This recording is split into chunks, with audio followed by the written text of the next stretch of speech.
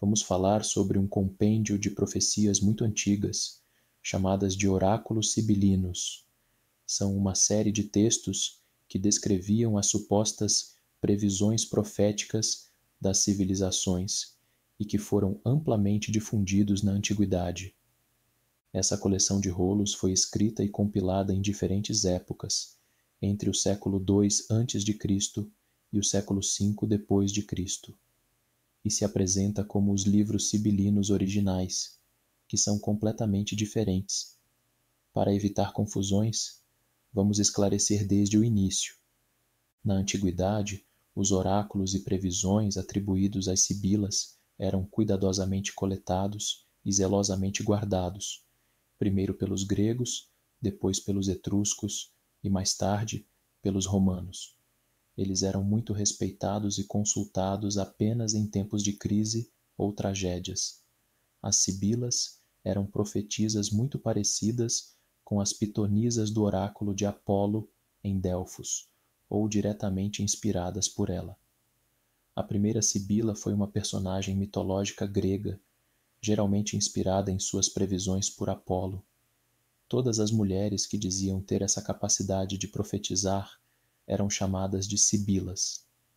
Heráclito as descrevia, em suas palavras, como figuras solitárias, videntes que, em estado estático, entregavam suas profecias sem emoção, sem adornos e sem doçura. Profecias que ressoariam por 1000 anos e cuja origem é a voz de um Deus. Existiram muitas sibilas, entre as mais famosas. Podemos citar, por exemplo, a Sibila Eritreia, assim chamada por ter sido sacerdotisa da cidade de Eritreia, na Ásia Menor. Sabemos que havia um grande intercâmbio cultural entre os gregos e a cultura oriental, mais precisamente a cultura mesopotâmica. Essa zona, inclusive, é onde começa a tradição filosófica grega, com Tales de Mileto. É interessante notar que essa Sibila não nasceu em Eritreia, e sim em Caldeia, na Babilônia. Já sabemos então a que culto ela realmente pertencia, apesar de ter incorporado elementos do culto grego. Outra sibila muito famosa, e acredita-se que a mais antiga de todas, foi a Sibila de Cuma. Ela existiu antes da conhecida pitonisa de Delfos, e se diz que viveu antes da Guerra de Troia, por volta do século XII a.C. Outra sibila muito conhecida foi a Sibila Pérsica, também chamada de Sibila Hebraica, ou Sibila Babilônica. Ela era chamada assim porque nasceu na Babilônia, mas era de origem hebraica, e afirmava ser descendente de Noé. Essa pode ser uma lenda ou não, mas é certo que os hebreus da Babilônia eram de famílias nobres. Dizem que essa Sibila previu a Filipe as façanhas de seu filho Alexandre. Outra sibila notável foi a Sibila Líbia, sumo sacerdotisa do oráculo de Zeus Amon na Líbia, a oeste do Egito. Zeus Amon era um sincretismo greco-egípcio peculiar, anterior à era helenística, ou seja, às conquistas de Alexandre e ao Egito, governado pelos gregos, onde esse tipo de sincretismo era comum. Zeus Amon tinha um templo em Esparta na época das guerras médicas. Dizem que Alexandre, após conquistar o Egito, foi ao templo de Zeus Amon para consultar a Sibila, e que ela o confirmou como um personagem de ascendência divina. A mais famosa de todas foi a Sibila de Cumas. Ela era chamada assim por ter desenvolvido a maior parte de seu trabalho oracular em Cumas, uma cidade da Magna Grécia, ou seja, uma colônia grega no sul da Itália. Foi lá que ela teve contato com os etruscos e romanos, que a consultavam com frequência. A lenda conta que, em uma ocasião, a Sibila de Cumas se apresentou ao rei romano Tarquínio, o Soberbo, e vendeu a ele os 3 livros sibilinos originais. Esses 3 livros foram guardados no templo de Júpiter Capitolino por 400 anos, até que foram destruídos em um incêndio em 85 a.C., devido à autoridade e ao respeito que os livros sibilinos originais gozavam e a influência que exerciam sobre as visões religiosas pagãs da época, os judeus helenísticos em Alexandria, no século II a.C., começaram a compor versos da mesma forma, ou seja, em hexâmetros dactílicos, a linha métrica em que os versos eram escritos no grego arcaico, e os atribuíam às sibilas. Eles os distribuíam entre os pagãos como forma de atacar e subverter suas crenças, mas também para difundir doutrinas e ensinamentos judaicos.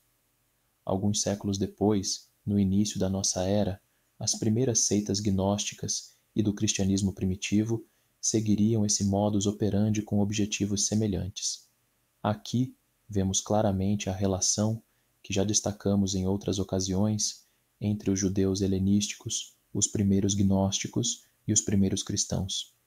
Essa prática continuaria até bem entrada a era cristã.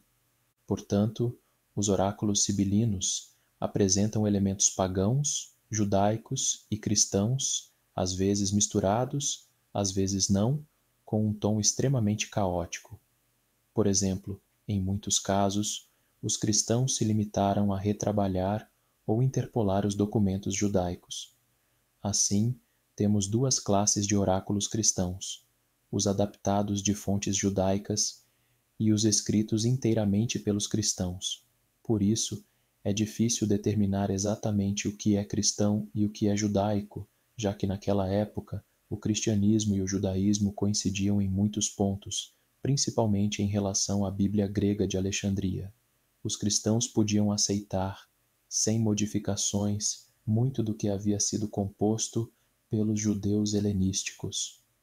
Os estudiosos suspeitam, no entanto, que os oráculos cristãos e os revisados de fontes judaicas emanavam do mesmo círculo e eram destinados a ajudar na difusão do cristianismo ou das ideias judaico-cristãs comuns. As sibilas são citadas com frequência pelos primeiros pais da Igreja e escritores cristãos, como Justino Mártir, Atenágoras de Atenas, Teófilo de Antioquia, Clemente de Alexandria, Lactâncio, Santo Agostinho, etc. Com o passar do tempo, com o declínio e quase desaparecimento total do paganismo, o interesse nas sibilas foi diminuindo gradualmente. Os oráculos deixaram de ser lidos e perderam protagonismo, embora muitos tenham sido conhecidos e utilizados em alguns círculos durante a Idade Média, tanto no Oriente quanto no Ocidente. Foi assim que muitas cópias chegaram até nossos dias. Grandes coleções desses oráculos ainda existem. Em 1545, Sixt Birk, um humanista alemão do Renascimento, publicou uma edição de 8 livros de oráculos, com um prefácio original que data do século VI. No início do século XIX, o cardeal Ângelo Mai, da Ordem Jesuíta, descobriu outros 4 livros, que não eram uma continuação dos 8 previamente conhecidos, mas sim uma coleção totalmente independente.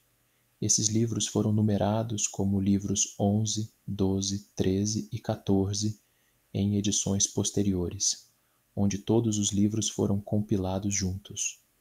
O formato literário desses oráculos, sejam pagãos, cristãos ou judaicos, é o mesmo. Todos afirmam ser visões das sibilas e são compostos em estilo métrico, ou seja, em versos hexâmetros, como já dissemos. As temáticas são variadas, sempre girando em torno da fortuna de antigos governantes, cidades e povos. Uma de suas características mais notáveis é que não apresentam continuidade, ordem ou lógica alguma. Cada oráculo é único e independente, por isso são frequentes as mudanças de temas. Isso se deve à sobreposição aleatória de acordo com a ordem de aquisição do colecionador que os obtinha, já que eles circulavam de forma privada. O governo romano tolerava apenas a coleção oficial, ou seja, os livros sibilinos do Templo de Júpiter, os originais. Portanto, a apresentação atual reflete a ordem em que os proprietários ou compiladores os adquiriram.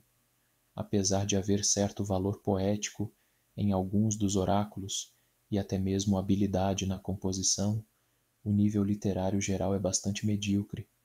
As pesquisas e descobertas modernas sobre esses textos esclareceram sua origem e procedência.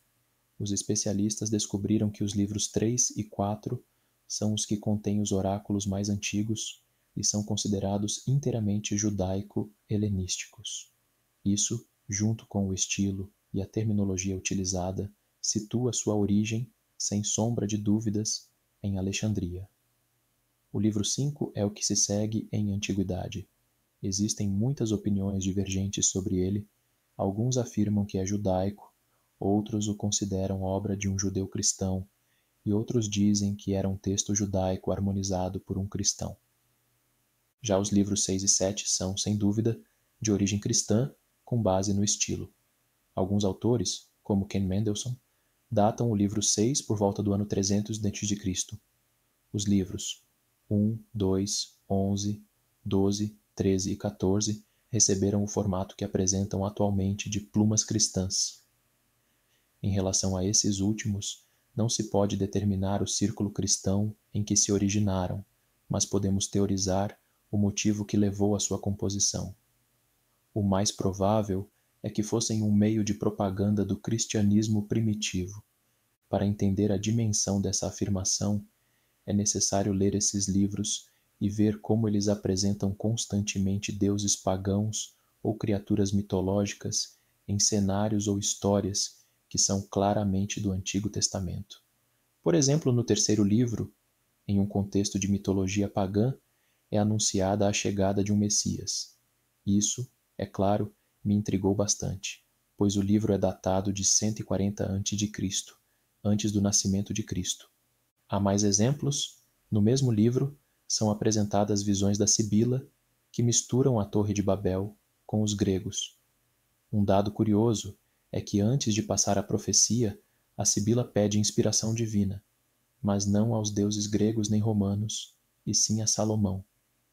No livro 4, em um verso críptico que se presta à livre interpretação, a Sibila garante que sua habilidade não vem de Apolo, mas do Deus verdadeiro, ou que chega por meio de Apolo, mas do Deus verdadeiro. Outro exemplo é o livro 1, onde a Sibila leva seus leitores através das principais eras da humanidade, mas recorre ao Gênesis como a história da criação, conta a queda de Adão e Eva, os pecados das gerações posteriores, e também menciona Noé e o dilúvio. Claro, ela faz alusões periódicas à mitologia grega, como aos titãs, Hadés, ao Tártaro e a Reia, mas sempre dentro de uma narrativa mais fiel à bíblica do que à mitologia pagã. O livro 5 é considerado muito próximo ao gnosticismo. Os especialistas o localizam no Egito helenístico, provavelmente em Alexandria, pois profetiza a ira divina contra o Egito, mas esclarece que, com exceção de Alexandria, o país não será atingido. A influência da escola de Alexandria é evidente quando a suposta Sibila se declara inimiga do Egito, mas aliada de Ísis.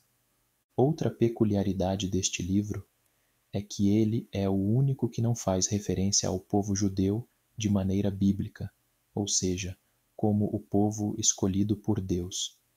No livro 2, podemos ver como esses oráculos eram flexíveis, maleáveis e até especulativos.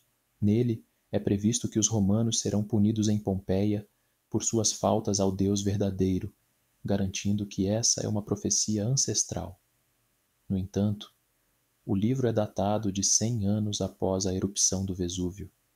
A intenção era que um romano da época lesse a profecia que supostamente havia sido feita há 1000 anos, prevendo o que aconteceria em Pompeia. Em resumo, os oráculos sibilinos foram uma forma de injetar, no paganismo majoritário da antiguidade, conceitos e elementos cristãos. Essa metodologia, como vimos, foi copiada dos judeus helenísticos de Alexandria e, em alguns momentos, se nota até certa influência gnóstica, o que é normal, já que essa corrente esteve relacionada ao cristianismo primitivo em algum momento. Com base nisso, e principalmente na conexão da metodologia utilizada, podemos tecer muitas outras hipóteses. Mas, por enquanto, chegamos até aqui.